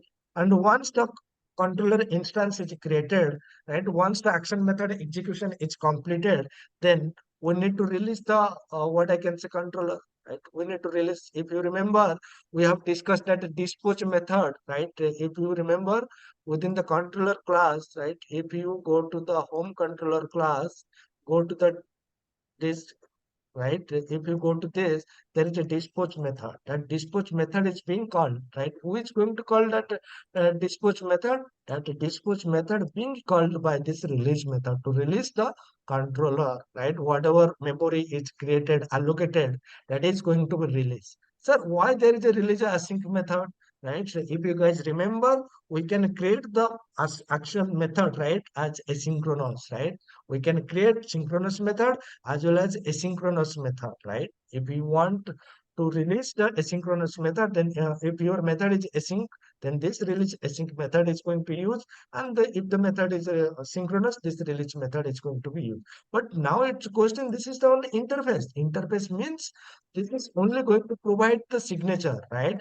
And for the implementation, it is making use of default controller activator class, right? If you go to this default controller activator class, then you will see that this default controller activator class inheriting from iController, and it is having the implementation, right? This is the constructor and this is the create method. This logic is used to create the instance and invoke the action method. And if the action method is once the action method execution is completed, if it is if it is not an async, then this release method is going to be executed, and you can see it is making a call to which method? Dispatch method. Because once it make a call to this dispatch method, then that controller instance is going to be dispatched, right? And if it is an asynchronous method, then you can see this is calling this the release async method to release the what I can say, the controller instance. Again, in this case, it is using making use of a dispatch, and here it is using dispatch async, right? Asynchronously, it will dispose the object. So this is how the controller instance is being created and is being released by the routing engine, or you can say .NET Core framework. Now, the question is, sir, you are saying this, but can you prove this thing practically? Yes. Practically, in the sense, I cannot create an instance of a controller class and invoke the action method practically. But what I can do, I can show you, right, how these things are happening by taking a different kind of application. So different kind of application means I can show you how I can create an instance dynamically, how I can invoke some of the method of that instance, right, of that member dynamically by passing the parameter and all these things, right? And for that purpose, not for that purpose, we need to use reflection. And this concept, right, what MVC framework uses to create an instance of the controller and invoking the action method, it's nothing but it is internally using the concept called a reflection. Clear, guys? Yes. Right. Now what is our intention? I'm going to create, I'm going to show you this thing practical. But guys, reflection, if you want to learn more about reflection, I'm provided the link, right? I have written a good article related to reflection. You can visit and you can learn more about reflection. So what exactly reflection means? Reflection is basically needed when you want to inspect or you want to determine the content of an assembly. Assembly in the sense when you create one project, right? Suppose when we create one project, right? When we create a project and when we build the project, one assembly is going to be generated. An assembly, it can be .exe or it can be .dll based on the type of application you develop. An assembly can contain any number of classes. For example, in this case, I'm having this program class, right? I can create another class also. Let me create one more class called sum class. So an assembly contains many classes, right? So this is my sum class. So this assembly containing two classes. One is class, sum class, another one is program class, right? So what is my intention? Now this, what I can say, this reflection determines the metadata of an assembly. Means what? Now what are the different types? What are the different classes interfaces available in that assembly? For a particular class, what are the different members are available, whether these members are public, private, protected, whether there are any constructor, whether there are any method, if available, then what is the type of them, and all these things are going to be determined by the reflection, right? And again, using this reflection concept, you can also create an instance of a type dynamically, bind to an existing object, right? If you want to bind to an existing object, get the type from an existing object, even though it is also possible to invoke the members, right? Invoke the member means you can access the method, you can access the fields, you can access the properties of using the reflection. Now, to use this reflection, right, to invoke the member dynamically, this reflection make use of this method. What is this method? I will tell you this thing practically, right? But for now, let me create a class file with the name sum class. And inside the sum class, I'm having this sum method, which is taking two integer parameter and returning the sum. And what is my intention? I want to invoke this sum method and sum class. So sum class controller. Let me give this name as sum class controller. Right? Sum action method. Let me give this name as sum action method. Right? You can consider this is your controller and this is your action method. Now my intention is I don't want to create, see currently if I want, right, if I want, then I can directly create an instance of this class, right, I can create an instance of this class, and using that instance I can invoke the method. That is what I can do currently. Okay. That is what I can do. There is no issue doing this. But I don't want to create an instance and invoke the method manually. At compilation time, I don't want to do this. At runtime, I only want to create an instance of that class and I want to invoke that class, right? So for that purpose, what I need to do, I need to make use of the concept called reflection, right? So for that purpose, what you need to do first build the solution, right? Build the project so that the assembly is generated and that assembly is going to contain this class and this assembly is going to contain this some action method, right? Then what I am going to do, I'm going to do some coding, right? Right. So first of all, to use, right? First of all, to use reflection, what you need to do, you need to use the system dot reflection namespace, right? So what is the steps? Let me tell you, right? What is the step? First of all, in order to invoke one method, right? In order to create an instance dynamically and invoke members dynamically, you need to get the assembly where your class is located. And to get the assembly where your class is located, what you need to do, go to your project bin directory. bin, debug, and what is the name of your assembly? Sorry, debug. And what is the name of your assembly? In this case, this is. So copy this path, right? Once you copy this path, right, put it here, right? Put it here. So I have provided the path where my assembly is generated. First of all, you need to load the assembly where your type is. And to load the assembly, I'm making use of assembly.load file. So from this file, right, and to this load file method, we need to provide the path where your assembly is. Right. In this case, I'm creating this some class within the same assembly. If you want, then you can also create this as a separate class library project, and whatever the path of that class library project, that what you can also refer to here. So basically, wherever this some class controller is present, that assembly path you need to provide here. So once you provide the assembly, then get the class reference, right? So getting the class reference means you have to provide the fully qualified name of your class. And this information you will get, the routing engine will get this information from the route pattern, right? Whenever the URL come, right? Whenever the URL come, that URL contains the class name, action method name. And the routing engine know that this class, this controller class, it belongs to which namespace, right? So that information is already available. For example, the controller know this student controller means it is belonging to this particular namespace, right? That information the routing engine know. So in that case, we also need to provide the same thing, right? We also need to provide what is our what I can say class name, right? What is our class name? What is our class name means this is the namespace and this is the controller name, right?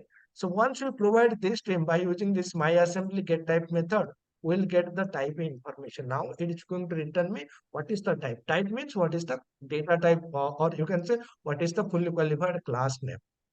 Once you got the class name, right, then can you create an instance of that class? Yes. Once I get the class name, then I can create the instance. But here I'm not going to create the class name, what I can say, manually, right? Because sometimes we need to create an instance of a student controller. Sometimes we need to create an instance of a product controller. Sometimes we need to create an instance of a payment controller. So whatever the type we get from the routing engine, from the URL pattern, right? Accordingly, we need to create an instance. Currently, I'm creating some class controller. Next time your request comes from the payment controller, then in that case, these things will be replaced with your payment controller class name, right? So using that my type, right, what I'm going to do, I'm going to create an instance, and to create an instance, activator dot create an instance and my type. But in our case, in our case, what it is going to use, it is going to use default controller activator dot create method to create an instance. And here I'm using activator dot create instance to create the type of my class. Once you create the data type, then you can get the type information, what is the type parameter, right? And using this parameter, so why I'm getting this parameter type? Because using this parameter type, we can access all the members of that particular class. Whatever the member content the some class controller, right? All the information I can access using parameter type, right? Here you can see parameter type dot get members method is there. And once I call this get members method, it is going to return me all the members that are available inside this, what I can say, type. But we are not interested in fetching the member. What we will do by fetching the member name? What is our main intention? Our main intention is we need to execute this some action method, right? So we need to execute this some action method. And for executing this some action method, and also while the action method is coming, right, you are getting some data. That data in the sense, you can say some URI data, some core string data, some request body data, whatever the data is there, model binder is there. Model binder will fetch the data, and the model binder responsibility is to provide the data to the controller action method. But here we know that this action method taking two parameters. So for that purpose, what it is going to do, it is creating an object array. And you know, object array means you can store any type of data inside this method. So what I'm doing, I'm creating an object array and I'm passing two parameters. So with this, so we are ready, right? We are ready. But now what is the last thing is remaining, right? We know what is our object, right? This is my object. We know what is the parameter type, right? From where we can get all the information, right? And then we are having our, we know what is our action method name. And we know what is the data we need to pass. And then what we need to do, we need to use this invoke member method to call, right? We need to use this parameter type, thus invoke member method to execute the action method, right? So first parameter is your parameter action method name, right? Action method name in our controller case, but here whatever member you want to access, that member name you need to pass, right? If you go to the definition of your method, the first parameter of this invoke member is string name. This name is nothing but the member which you want to execute, whether it might be a method, property, constructor, field member, anything that what you want to execute, that name you need to pass. Here I'm passing this name as some action method because I want to execute the some action method, right? Once you pass this, the second parameter is binding flags parameter, right? So what exactly this binding flag parameter says, right? So what exactly you want to do with this some action method, right? What, how I'm going to search the, what I can say, how I'm going to search the parameter, this method, whether you just tell me whether this method is a public method or not, whether this is a invoked method or not, whether I need to invoke using instance or class name, right? You have to provide this information. So if you look at this class, then it is a public method, it is a non-static method, means it is an instance method, right? And this information I have provided here. It is a public method, it is a non-static method, and to invoke this method, you need an instance, right? And the third parameter is default binder. Default binder means what, right? In our .NET Core MVC application, that is nothing but the job of a model binder. The model binder will take the responsibility for mapping the request data, query string data, URI data, all whatever the data coming as input to the controller parameter, right? Controller action method parameter. And for that purpose, we are using model binding. And here I'm using this default binder. And this default binder role and job is to bind the incoming data, right? Bind the incoming data to this method parameter, right? And that is going to be done by this default binder. And to invoke this method, as it is a instance method, as it is a invoked method, we need an object, right? And from where we create the object, we have create the object here. So I'm passing that object so that this invoke member method, by using this object, right, while looking at this condition, he will execute this method. But while he is executing this method, we are having some parameters array which contains the input data, and this input data is going to be mapped with this input parameter by this default binder method. Clear, guys? Yes. Right now, once you execute this application, then you will see the some action method is going to be executed, and whatever is written, that result you can store here and you can print it here. Right now, what I'm going to do, I'm going to execute this method. We are having build error. What error it is showing? Type your namespace. So extra name is there. Okay. Right now, what I'm going to do, I'm going to run the application. Right? So these are the all the public members of this class, and once it is invoked, we are getting 30. Now, if you create another class file which doesn't take any parameter, doesn't return anything, right? Suppose I'm taking this parameter, right? Some action method 2, and it doesn't return anything, right? Then in that case, what I can do, I can write some console line statement, right? I can print this statement. Some action method 2 is executed. Some action method 2 is executed, right? And now if you run this application, right, I don't want to execute this some action. Yeah, I want to execute, even I also want to execute another action. Right? So what in that case, some action method 2 is there. Right? Some action method 2 is there. In this case, I'm not going to return anything. So for this thing, this parameter array is required? No. So if not required, then you can do one thing. You can just pass null. As I'm not passing any data, do I need any model binder? No. So you can pass null here, right? So now run the application and you will see, but it is the same thing, public, invoked, and instance, right? Now run the application and you can see some action method 2 is executed and this 30 is there.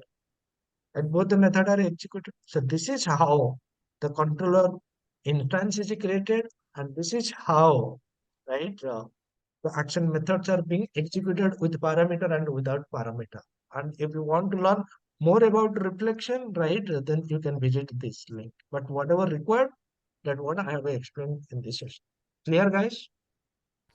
Any question from anyone related to today's session, they can ask me now.